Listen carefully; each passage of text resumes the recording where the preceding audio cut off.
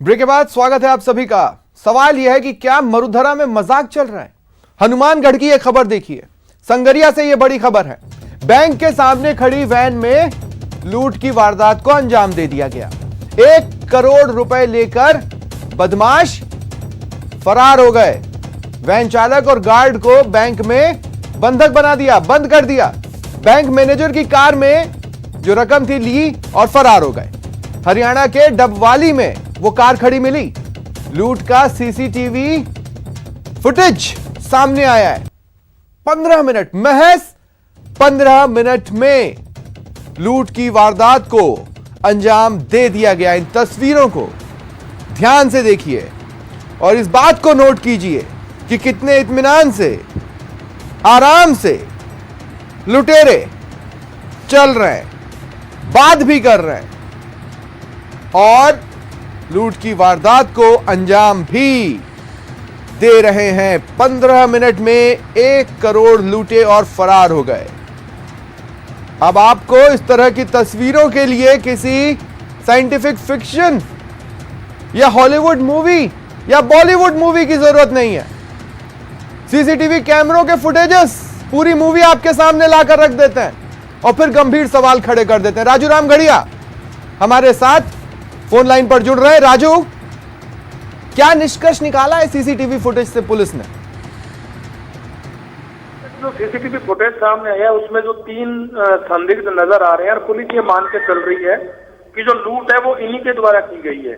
और रात को जो कार थी वो हरियाणा के डबवाली में बरामद हो चुकी है।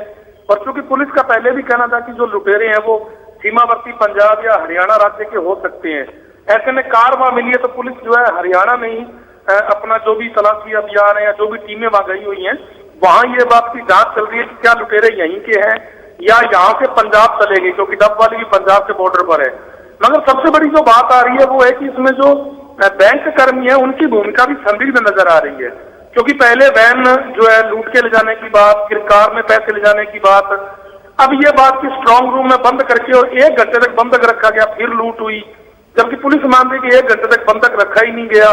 तो कुल मिला के पुलिस जो है लुटेरों को, अगर पुलिस को तमाचा महसूस हुआ होगा राजू, तो वो जल्द से जल्द केस सॉल्व करेंगे, नहीं तो केस सॉल्व होते होते सॉल्व होगा। लेकिन एक अहम सवाल और जो रह जाता है कि मान लीजिए बदमाश हरियाणा या पंजाब की ओर भाग गए, तो बॉर्डर एरिया पर तो वैसे भी सिक्योरिटी होती है, वैसे भी नाकेबंदी है। कोरोना काल में तो और नजर रखी जा रही है कि भाई वहां से यहां कौन आ रहा है, हमें उसे क्वारंटीन पे रखने के लिए उसके हाथ पर या मुहर लगानी है। ये तो बॉर्डर इलाके पर इतना तो हो रहा है, इसका मतलब है कि उसमें भी चूक है। बिल्कुल निश्चित रूप से चूक है, क्योंकि जो संगरिया के पास में चौटाला बॉर्डर है और ऐसी 2-3 लूट हो चुकी है। कल ही संगरिया में सुबह भी 1.5 लाख रुपए की लूट हुई थी एक ई मित्र संचालक से, और उसके बारे में अंदाजा है कि वो हरियाणा की तरफ भागा है। तो चूंकि हरियाणा को जाने के रास्ते संगरिया से 2-3 है, मगर ये बात बिल्कुल सही है कि बॉर्डर पर सुरक्षा रहती है। और ऐसे में जो है इतनी बड़ी लूट और एक दिन में 2 लूट, और दोनों का इस तरह से हरियाणा में जाना कहीं ना कहीं लापरवाही नजर तो आ रही है। वही पुलिस के लिए बड़ी मुश्किल ये भी सामने आ रही है कि बैंक कर्मी जो बार बार बयान बदल रहे हैं, पुलिस किसी निष्कर्ष पर पहुंच ही नहीं पा रही। नहीं, बयान बदल रहे हैं तो थोड़ा डिफाइन करेंगे राजू, पहले क्या कहा फिर क्या कह रहे हैं?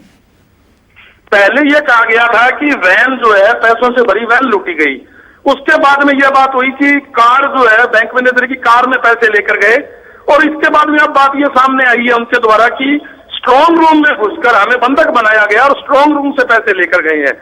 अब बड़ी बात यह है कि बैंक में गार्ड होता है और उस समय कोई गार्ड भी मौके पर नहीं था। नहीं, पर ये मुझे ऐसा लगता है कि रात के किसी वक्त की तस्वीर है राजू, इसलिए पूछ रहा हूं, बैंक मैनेजर की कार बैंक के बाहर कर क्या रही थी? जी बिल्कुल, यही तो सवाल है कि बैंक का चूंकि लेन देन का समय जो है वो शाम को खत्म हो जाता है, रात के समय इतनी बड़ी रकम होना, बैंक कर्मियों का मौजूद होना, बैंक के गार्ड का ना होना और कार बाहर खड़ी होना, ये सारे तमाम ऐसे जो है सवाल है जिनको ढूंढने में पुलिस लगी है। और कहीं ना कहीं पुलिस इसीलिए मान रही है कि बैंक कर्मियों की भूमिका भी संदिग्ध हो सकती है। जी अच्छा, बहुत ज्यादा चेहरा छुपाने की कोशिश इन 3 लोगों ने या इन लुटेरों ने नहीं की है। जितना तस्वीरों में हम देख पा रहे हैं वो काफी इत्मीनान से भी नजर आ रहे हैं, जिससे ये लगता है कि या तो उन्होंने प्लानिंग पहले ही बहुत पुख्ता कर ली थी रैकी कर और नहीं तो फिर अंदर की मिलीभगत होगी। लेकिन जितना भी चेहरा नजर आ रहा है, क्या उसके आधार पर पुलिस ये कह पा रही है कि इनमें से इनकी हिस्ट्री है, क्राइम की हिस्ट्री है, इनकी किसी तरह की हिस्ट्री शीट है? जी, पुलिस का तो ये कहना है कि ये 3 लोग जो है ये संदिग्ध हैं और पता लगाया जा रहा है कि ये लोग कौन है। मगर ये बात बिल्कुल सही है कि जिस तरह से आराम से वो बैंक के बाहर घूम रहे हैं, तो निश्चित रूप से रैकी तो इन्होंने पहले करी है।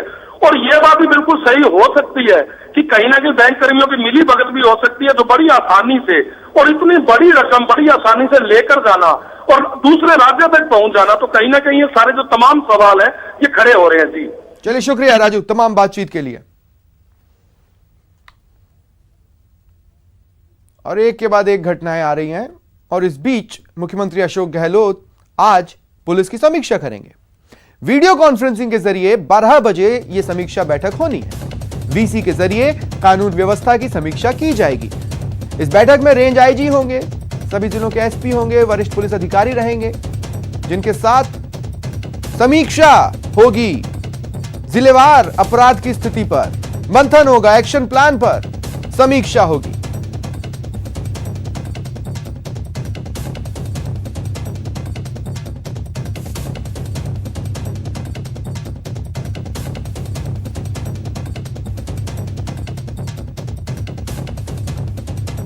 जब पहला लॉकडाउन लगा था उस वक्त क्राइम में भारी गिरावट आई थी और तब अगर किसी तरह का और सिस्टम डेवलप किया जाता होता तो आज तस्वीरें जुदा होती। लेकिन अनलॉक 1 के साथ अपराध मानो अनलॉक होता चला गया। कुछ इस तरह से यह लॉक खुला है कि वापस बंद होने का नाम ही नहीं ले रहा। गोवर्धन हमारे सहयोगी हमारे साथ फोन लाइन पर मौजूद हैं। गोवर्धन, क्या जानकारी है? देखिए, कानून व्यवस्था को लेकर के मुख्यमंत्री आज 12 बजे समीक्षा करेंगे, जिसमें जिलेवार क्राइम की स्थिति, लॉकडाउन और अब अनलॉक, उसके बाद किस तरह की बदलाव क्राइम को लेकर के आए हैं और जिस तरह अलग अलग जिलों में वारदातें बढ़ी है, उसको लेकर के पूरा रिव्यू भी किया जाएगा। साथ ही पुलिस की जो भूमिका है कोविड कंट्रोल में, उसका भी रिव्यू साथ में किया जाएगा, क्योंकि पूरे कोरोना काल में हमने देखा है कि लॉ इन्फोर्समेंट में और हेल्थ प्रोटोकॉल के पालन में पुलिस की बड़ी भूमिका है। कानून व्यवस्था के साथ साथ जो हेल्थ वॉरियर के साथ में मिलकर के जिस तरह का काम पुलिस ने किया है, उसको आगे किस तरह से करना है, तो भविष्य का जो रोड मैप है कोविड को लेकर के, उसमें पुलिस की भूमिका को लेकर के उसका भी रिव्यू इस बैठक में किया जाना है।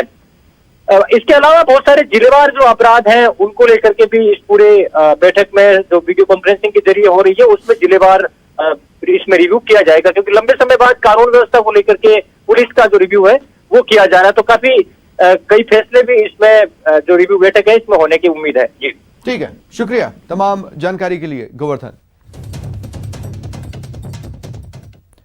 और वक्त एक ब्रेक का, ब्रेक के बाद बात भाया पर सियासत की।